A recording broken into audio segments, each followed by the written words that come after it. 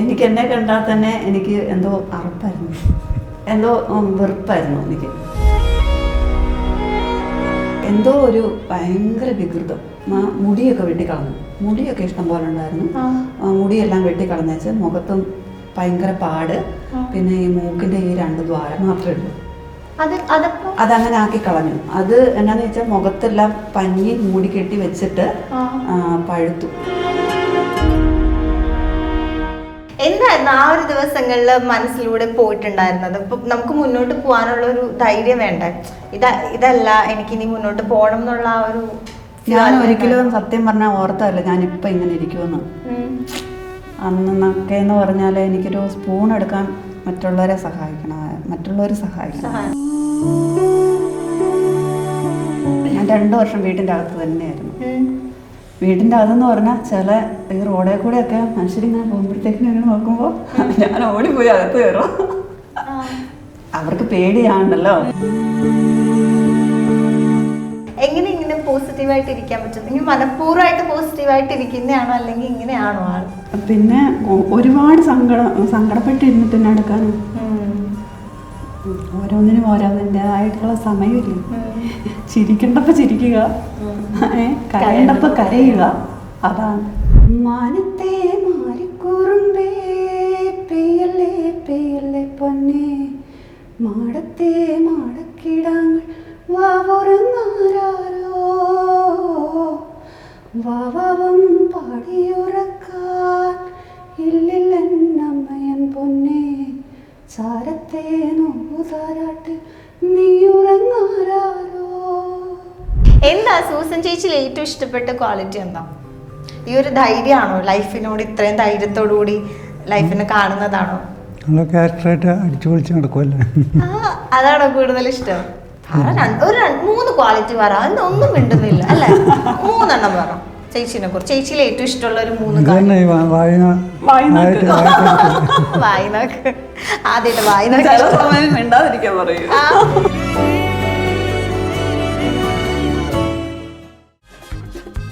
ഇഞ്ചി my meal partner.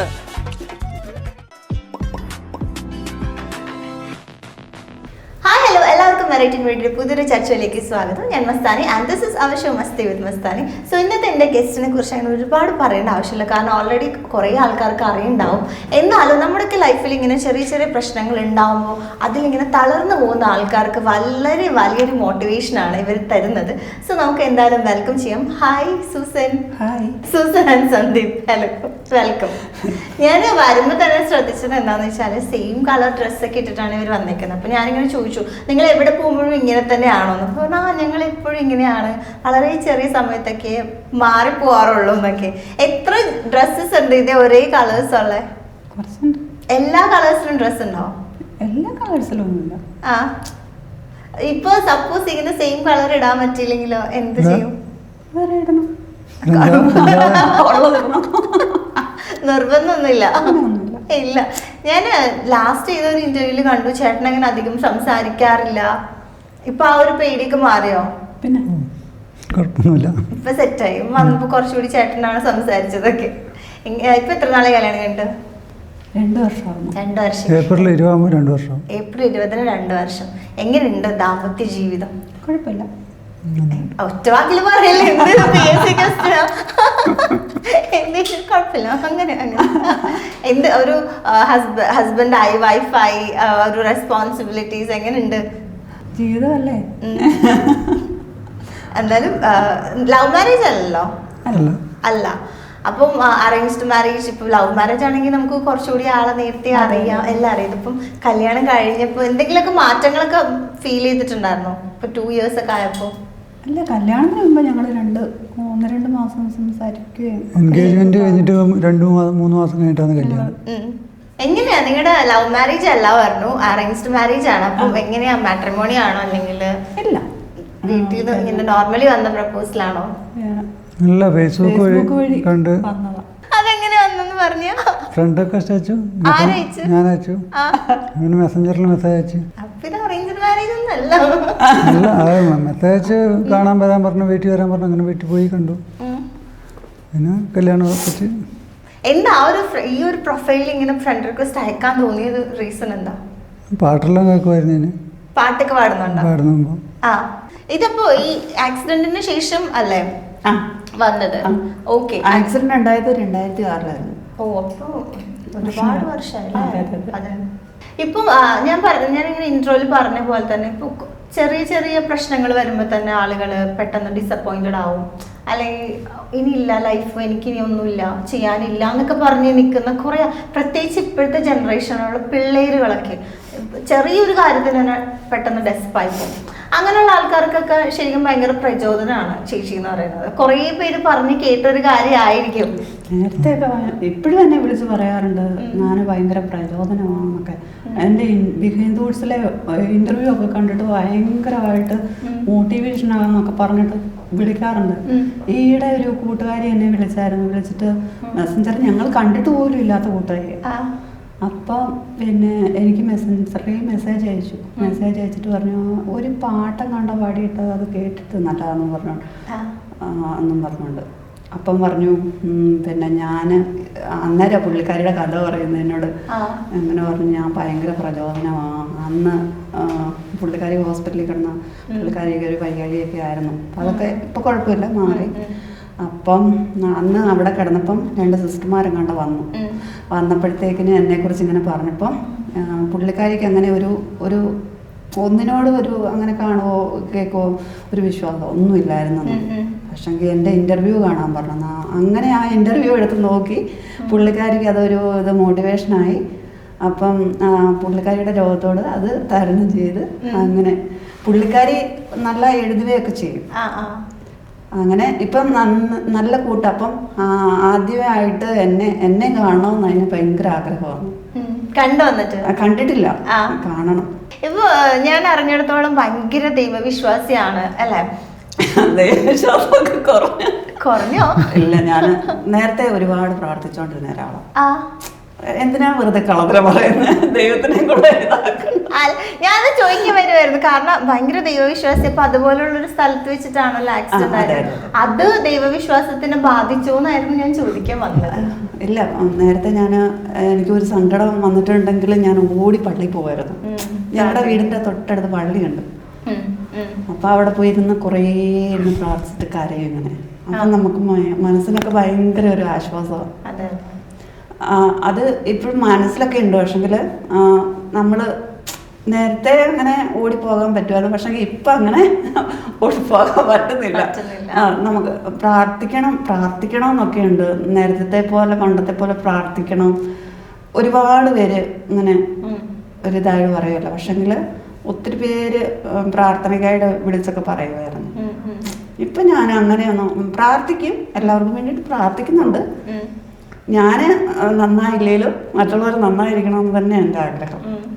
പിന്നെ പ്രാർത്ഥിക്കുന്നുണ്ട്. പക്ഷെങ്കിൽ ഒരുപാട് പ്രാർത്ഥന കുറഞ്ഞിട്ടുണ്ട് എനിക്ക്.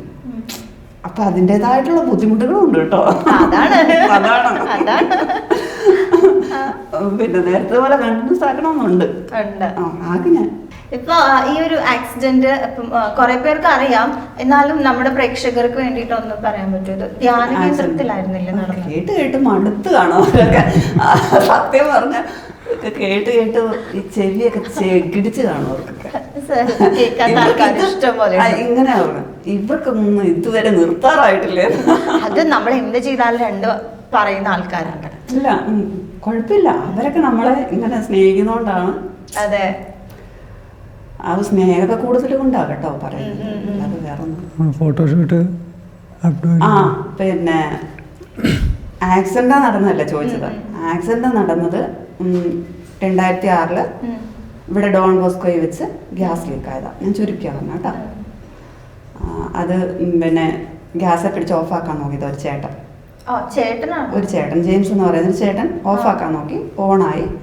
അത് ഞാൻ കിച്ചണിൽ ചായ പിടിക്കാൻ കയറിയതാണ്. അപ്പം എനിക്ക് ഗ്യാസിനെ കുറിച്ച് അറിയത്തില്ലായിരുന്നു. അപ്പം അത് എണ്ണച്ചട്ടി അടുപ്പിൽ വർക്കായിരുന്നു.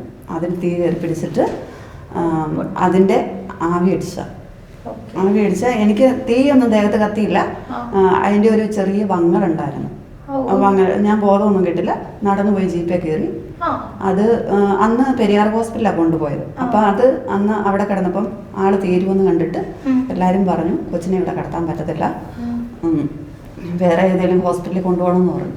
അപ്പം അങ്ങനെ പുഷ്പഗിരി ഹോസ്പിറ്റൽ നല്ല ഹോസ്പിറ്റലാണ്, അങ്ങോട്ട് കൊണ്ടുപോകാന്ന് പറഞ്ഞു. അങ്ങനെ കൊണ്ടുപോയതാണ്. അവിടെ ഒരു 2 മാസം കിടന്നു. അപ്പം അതിൻ്റെ ആ ഒരു ഇതാണ് ഇത് കാണുന്നത്. വിരലുകളെല്ലാം മുറിച്ചു വിട്ട് ഇങ്ങനെയൊന്നും അല്ല ഇരുന്നത്. കൈയൊക്കെ ഇങ്ങനെ മടങ്ങി, ഈ കൈ ഇങ്ങനെ ആയിരുന്നേ പുറകോട്ട്. പിന്നെ മൂക്കൊന്നും ഇല്ലായിരുന്നേ. എനിക്ക് എന്നെ കണ്ടാൽ തന്നെ എനിക്ക് എന്തോ അറപ്പായിരുന്നു, എന്തോ വെറുപ്പായിരുന്നു എനിക്ക്. പക്ഷെങ്കിൽ ആ ഒരു ആദ്യമേ ഞാൻ കണ്ണാടിക്കകത്തൊക്കെ നോക്കിയപ്പം ഞാൻ മനസ്സിലോർത്തു, ദൈവമേ എനിക്ക് ഇത്രയല്ലേ ഉള്ളൂ, എൻ്റെ നേരത്തെ മുഖമൊക്കെയാണ്, പിന്നെ കറുപ്പ് മാത്രമേ ഉണ്ടായിരുന്നുള്ളൂ. ആ കളറൊക്കെ ഒന്ന് മാറി നേരത്തെ പോലെ ആകും എന്നുള്ളൊരു നമുക്കൊരു വിശ്വാസമായിരുന്നു. അപ്പം അത് കഴിഞ്ഞ ഒരു 40 ദിവസം മുന്നോട്ട് പോയി. കുറച്ച് ദിവസം മുന്നോട്ട് പോയി കഴിഞ്ഞ് റൂമിൽ കൊണ്ടുവന്ന് കഴിഞ്ഞപ്പോഴത്തേക്കിനും കണ്ണാടിക്കകത്ത് നോക്കിയപ്പോൾ ഞാൻ ഞെട്ടിപ്പോയി. എന്നാന്ന് ചോദിച്ചാൽ എന്തോ ഒരു ഭയങ്കര വികൃതം. മുടിയൊക്കെ വെട്ടിക്കളഞ്ഞു, മുടിയൊക്കെ ഇഷ്ടം പോലെ ഉണ്ടായിരുന്നു. മുടിയെല്ലാം വെട്ടിക്കളഞ്ഞേച്ച് മുഖത്തും ഭയങ്കര പാട്, പിന്നെ ഈ മൂക്കിൻ്റെ ഈ 2 ദ്വാരം മാത്രമേ ഉള്ളൂ. അതങ്ങനെ ആക്കി കളഞ്ഞു. അത് എന്നാന്ന് വെച്ചാൽ മുഖത്തെല്ലാം പഞ്ഞി മൂടിക്കെട്ടി വെച്ചിട്ട് പഴുത്ത്. അപ്പം എന്നെ നോക്കിക്കൊണ്ടിരുന്ന ഡോക്ടർ 10 ദിവസത്തെ ലീവിന് പോയായിരുന്നു. അപ്പോൾ പുള്ളിക്കാരൻ തിരിച്ചു വന്നപ്പം അത് പഴുത്ത് 3 ദിവസമേ ഡ്രസ്സിങ് ചെയ്തുള്ളൂ. അന്നേരം അങ്ങനെയാണ് ഇങ്ങനെ ആയത്. ഇങ്ങനെയല്ല, ഭയങ്കര ഇതായിരുന്നു എന്നെ കണ്ട. പക്ഷെങ്കിൽ ഞാൻ അന്ന് ആ പൊള്ളിയെ കൊണ്ടാണ് ഇപ്പം ഞാനിങ്ങനെ ഒരു 10 പേരെ അറിയാനും എല്ലാം പറ്റിയതും അച്ഛനെ കിട്ടിയതും. അതുകൊണ്ടൊക്കെ എനിക്ക് ഭയങ്കര സന്തോഷം.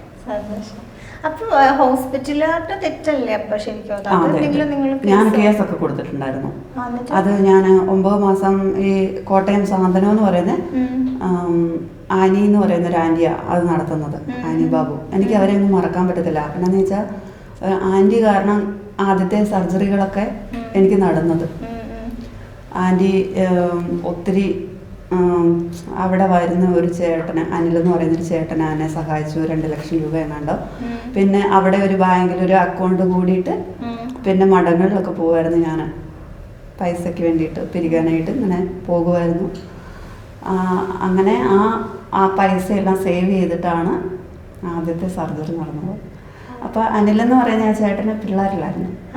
അവിടെ വന്നപ്പോഴത്തേക്കിന് എന്നെ കണ്ടു കഴിഞ്ഞപ്പോൾ പുള്ളിക്കാരന് ഭയങ്കര സങ്കടമായിപ്പോയി. എൻ്റെ മൂത്ത മകൾ വന്നൊക്കെ പറഞ്ഞു. എന്നിട്ട് പറഞ്ഞു ഞാൻ 50,000 രൂപ തരാമെന്ന് പറഞ്ഞു.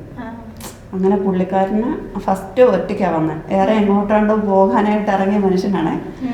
അപ്പം അവിടെ വന്നപ്പോൾ എന്നെ കണ്ടു കഴിഞ്ഞപ്പോൾ പിന്നെ അവിടുത്തെ അന്തേവാസികളെ എല്ലാവരെയും കണ്ടു. എന്നിട്ട് പുള്ളിക്കാരൻ പറഞ്ഞിട്ട് പോയി ഞാൻ എൻ്റെ ഭാര്യേനെ കൂട്ടിക്കൊണ്ട് വരാമെന്ന് പറഞ്ഞു. അന്നേരം എന്നോട് പറഞ്ഞു പ്രാർത്ഥിക്കണമെന്ന് പറഞ്ഞു.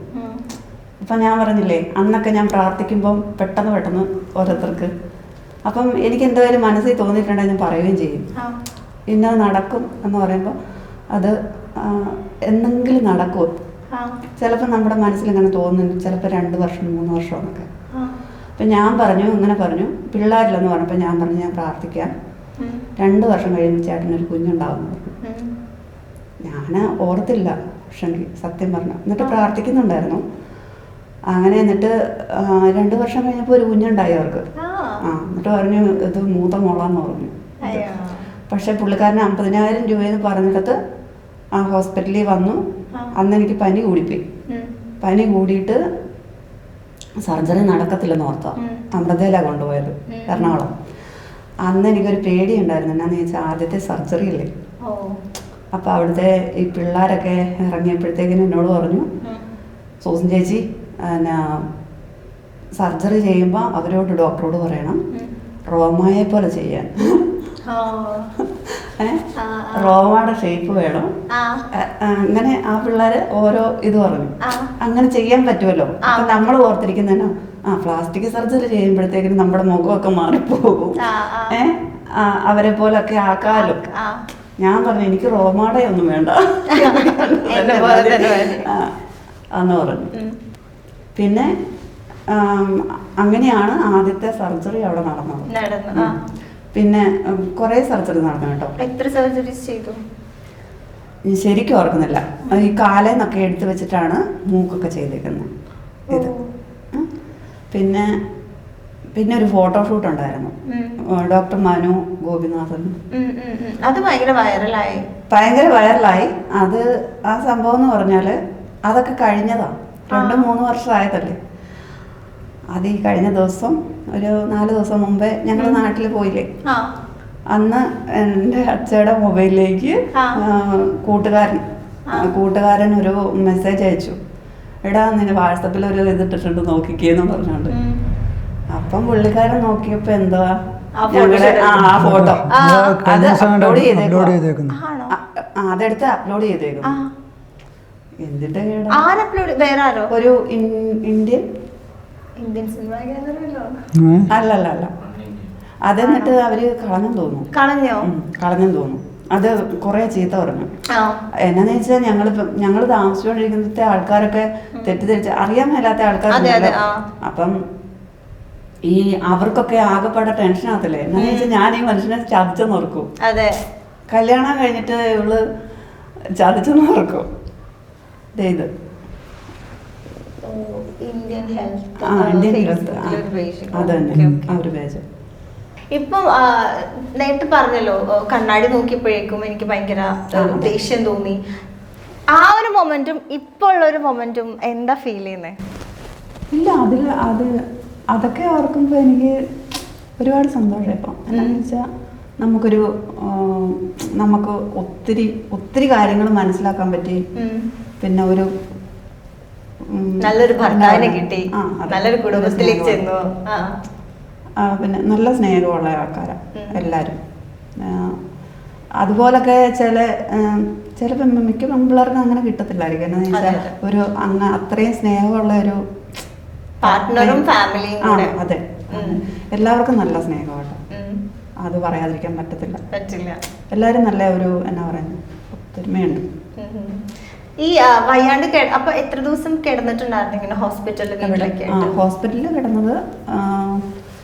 ഞാൻ മുണ്ടക്കയം മെഡിക്കൽ ട്രസ്റ്റിൽ അവിടുന്ന് ഡിസ്ചാർജായി. അവിടെ 2 മാസം കിടന്നു പുഷ്പഗിരിയിൽ. അവിടുന്ന് പിന്നെ ഡിസ്ചാർജായി മുണ്ടക്കയം മെഡിക്കൽ ട്രസ്റ്റിൽ നിന്ന് 56 ദിവസം കിടന്നു. 56 ദിവസം അവിടെ കിടന്ന് അവിടുന്ന് കരിയാതാണ് ഹോസ്പിറ്റലിൽ വന്നത്. പിന്നെ അവിടെ വന്നപ്പോഴാണ് കരിഞ്ഞത്.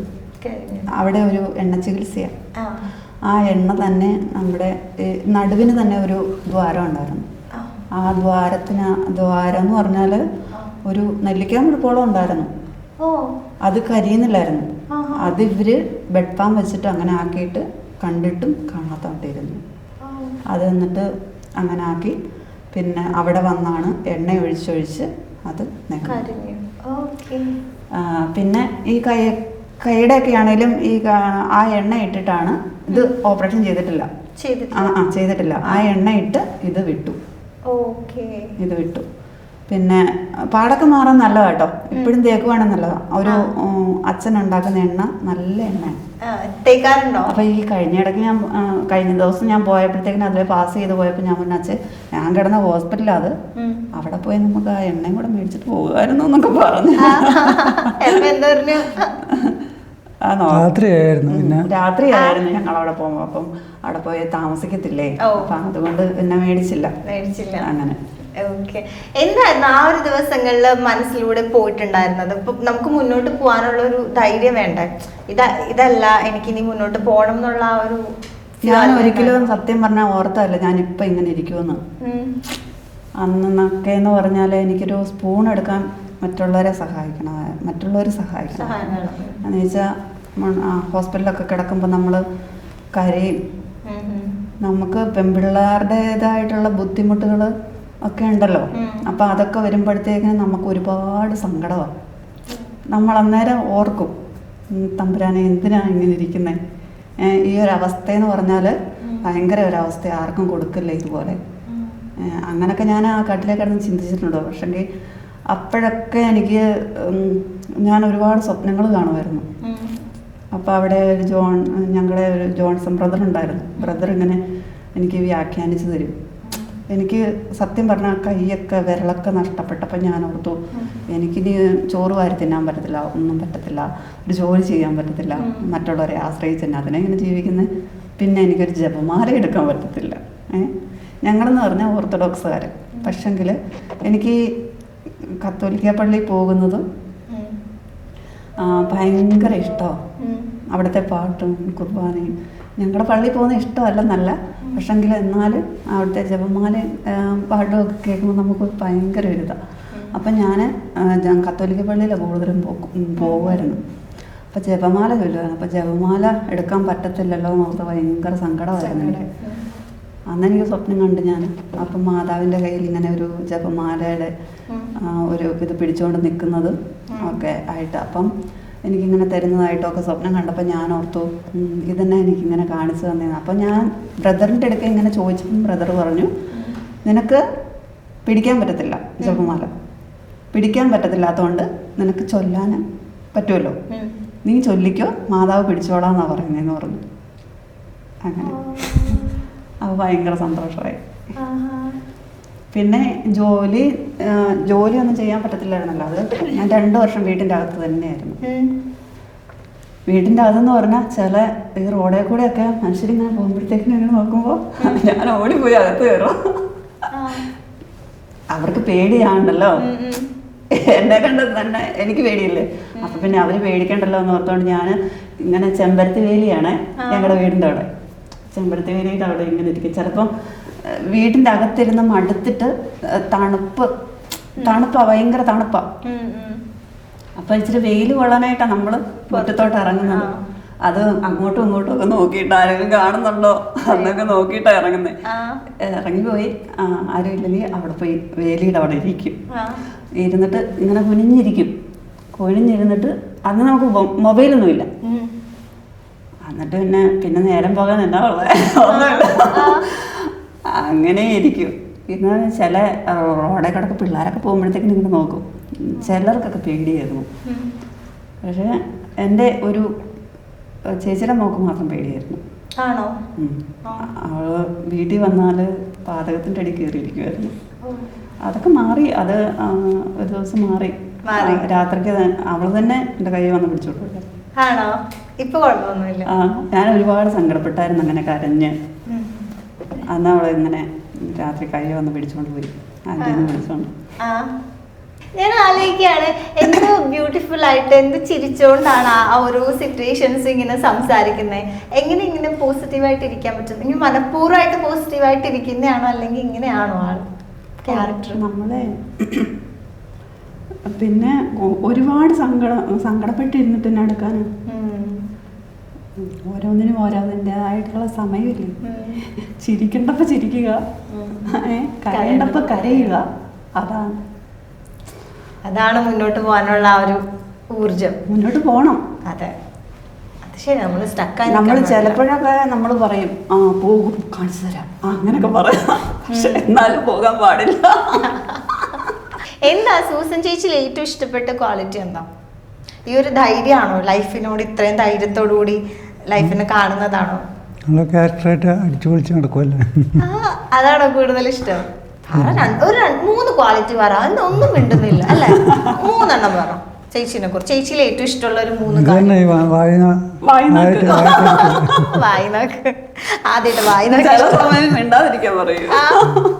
വായിനാക്ക് ഇഷ്ടമാണ്. പിന്നെ എല്ലാവരും ഇടിച്ചു കയറി വർത്തമാനം പറഞ്ഞോണ്ട്,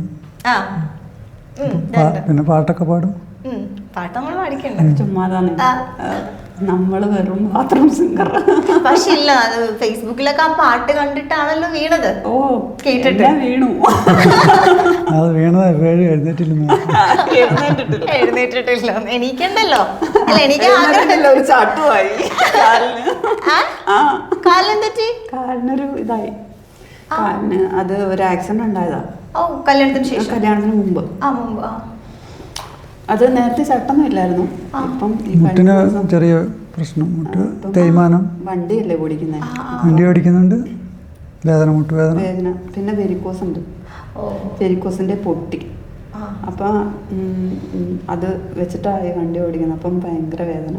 ഓക്കെ, നമ്മളിപ്പം എന്തായാലും കുറെ സംസാരിച്ചല്ലോ. അതെ. അപ്പൊ ഒരു മൂഡ് ചേഞ്ച് ചെയ്യാൻ വേണ്ടിട്ടാ ഒരു നല്ലൊരു പാട്ട്, നല്ലൊരു പാട്ടെന്ന് പറഞ്ഞാൽ ചേച്ചിയുടെ ഒരു ഫേവറേറ്റ്, ചേച്ചിക്ക് ഇഷ്ടമുള്ള ഒരു പാട്ട്. എൻ്റെ ഫേവറേറ്റ് എന്ന് പറഞ്ഞാൽ ഞാൻ അങ്ങനെ ഒന്നും വിളിക്കില്ല. എനിക്ക് കുറേ ഫേവറേറ്റ്സ് ഉണ്ട്. പക്ഷേ ഞാൻ എപ്പോഴും എൻ്റെ വായി വരുമ്പോഴത്തേക്കിനും മാനത്തെ മാരിക്കുറുമ്പേ വരും.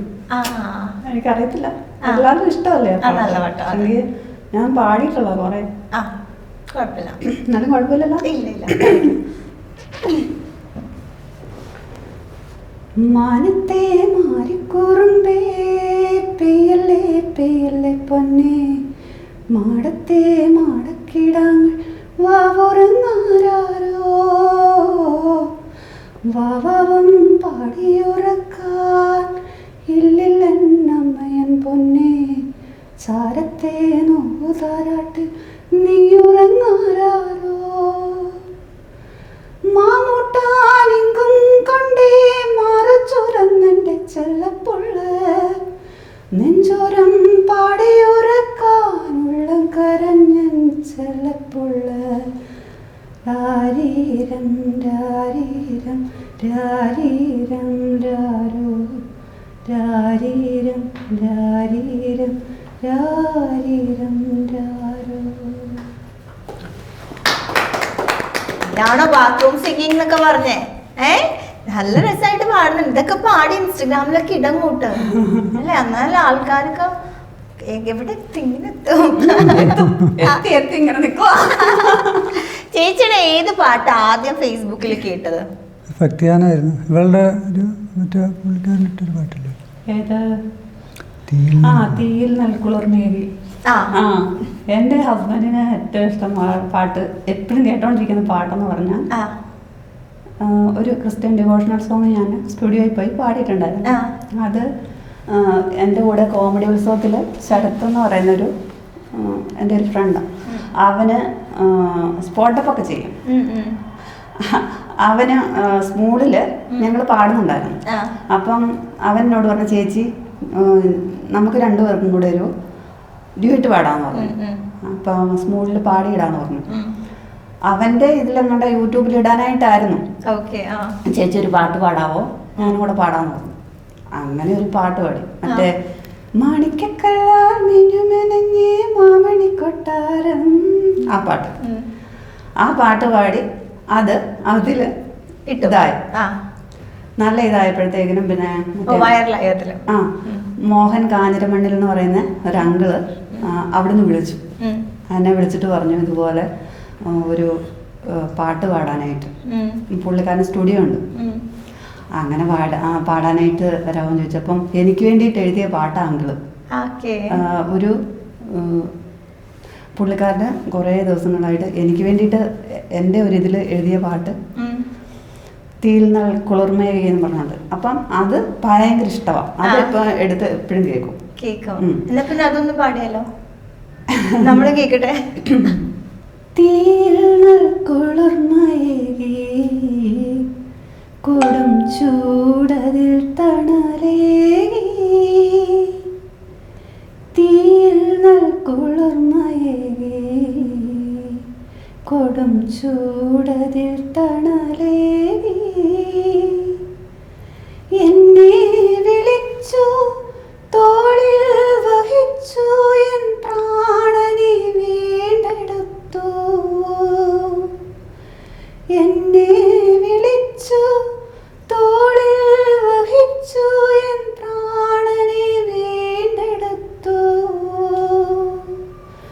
തീയിൽ കുളിർമയേകി കൊടും ചൂടതിൽ തണലേകി. സൂപ്പർ. ഈ പാട്ടിലാണ് വീണത് ചേട്ടൻ.